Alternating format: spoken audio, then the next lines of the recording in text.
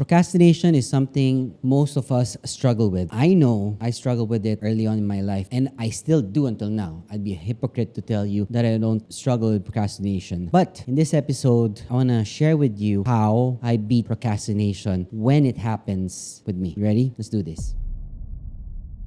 So number one important thing with procrastination is that if you have a good goal in mind and it's a worthy goal, you can beat procrastination. Thing is, you're less likely to be a person who procrastinates when you have a worthwhile goal to work towards with, so you don't overthink it. Now, imagine a goal so meaningful that it gets you out in bed every morning and gets you excited to sleep at night because of it as well. That works for me. I'm very excited to go to bed always, and I'm eager to wake up every morning because there's a goal that guides me even when I'm not motivated or inspired in that day. I do it because I have goals to achieve, and my goals are bigger than who I am. Another thing is that if you have a strong why, the why, WHY. If you have a very strong why, when you have a strong enough reason why you actually do something, nothing will ever come in your way. So what's your why? Let me know in the comment section, because not even procrastination can beat a very strong why. Like, what is your purpose? I have my own why, and that guides me every time. My why can change from time to time, but it's still one concrete thing that I have for me, and I'll keep that to myself. But for you, what's your why? Let me know. Next important thing to beat procrastination is to just start. Now, I know a lot of people struggle with just doing things that they want. You know, you want to start painting, you want to start playing a guitar, you want to start a new business, or whatever it is that you want. But sitting down to do the most difficult task that makes you really uncomfortable is really the hardest part. I know that. I've done that. Like, I've been in that situation before. But the thing is, once you start going, it's like a snowball effect. And you'll enter what we call a free-flowing state. Like, everything runs in what we call perpetual motion. Everything moves in perpetual motion, and you just won't be able to stop. And no one can stop you. No one can stop you. You're like a freight train going very, very fast, and no one can stop you but you. Next thing about procrastination is that you don't want to let your mind trick you. It's a trick. It's a joke.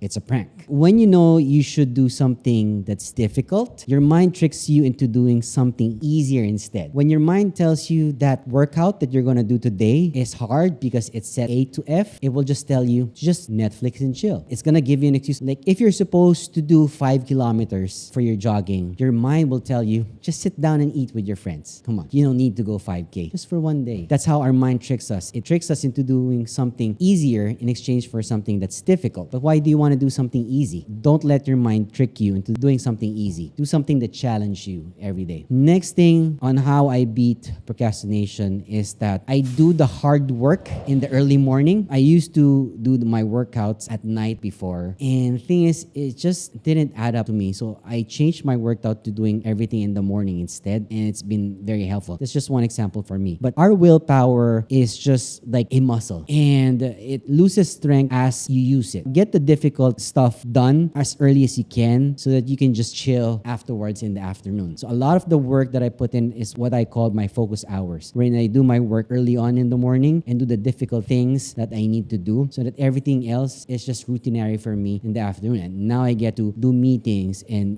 talk to other people and just chill and hang out and enjoy life as it is. Before you're out of your own willpower, do the heavy things first so that you don't procrastinate. Okay, one thing that helps in beating procrastination is that you want to eliminate as many distractions as you can.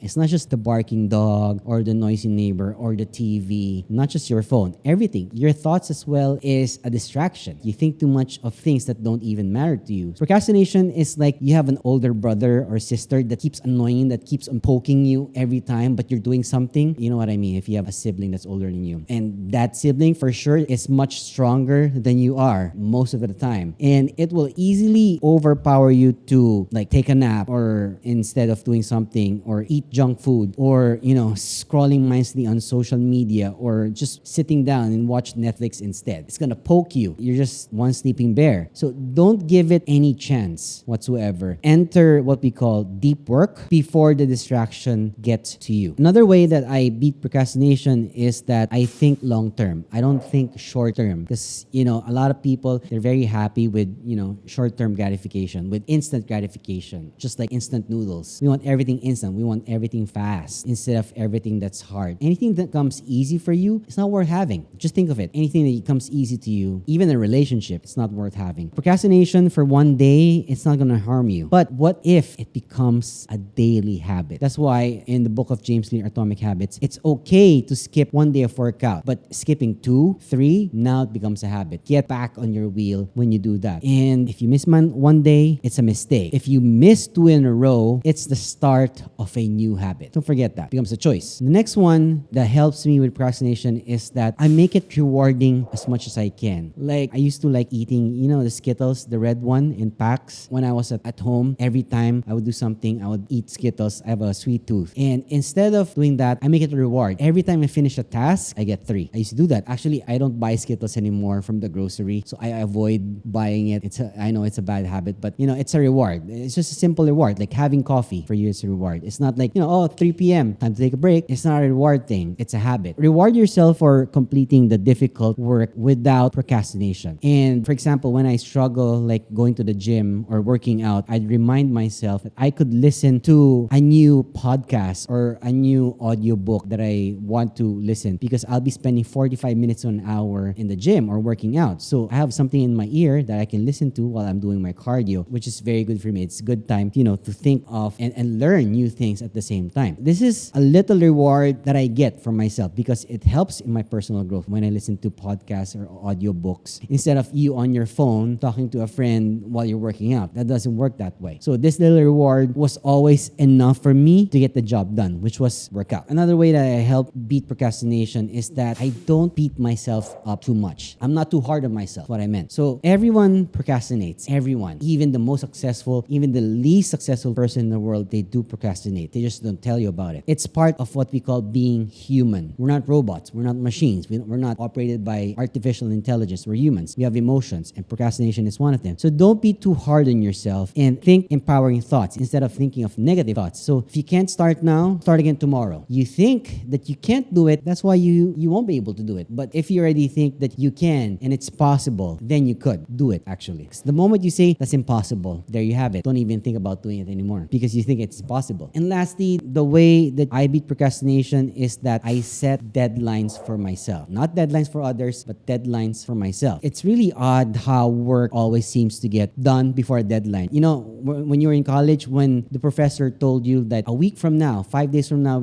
I need that assignment done or project done for you, and you cram on the last day, that's when you do it. The 4 days, you don't do shit. So you're not doing anything, chilling, and then you remember, the night before you have a paper to pass or a project to pass, and then you do it, and you're a great crammer. I'm a great crammer too, just like everyone else. You're a psycho if right after it's given to you, you do it right away. But really, that's the right thing to do. Deadlines act as an external motivational trigger for us. When someone says, this is your deadline, when is your deadliest deadline? I've even heard that statement also as well. It acts as an external motivational trigger for us. In our head, like we're given a specific date to submit something of a requirement, we do it as close as we can because we know ourselves that we'll be able to do and pass on the work that's required from us. Helping us prioritize what needs to be done is great when you put a deadline for yourself. Think about it. Let me know in the comment section, like if you are great with working with deadline. And if you can't stop procrastinating, set a deadline for yourself. No one has given you one. I set a deadline for my goals. It's time bound. If I want to get something, I'll give it a specific date and time when I want to get it, or even close to that, before or just closely after it. That's fine. That's all I have for you today. If you found value in today's episode, make sure to subscribe to the channel and leave a comment in the comment section down below. And I'll see you again in the next episode.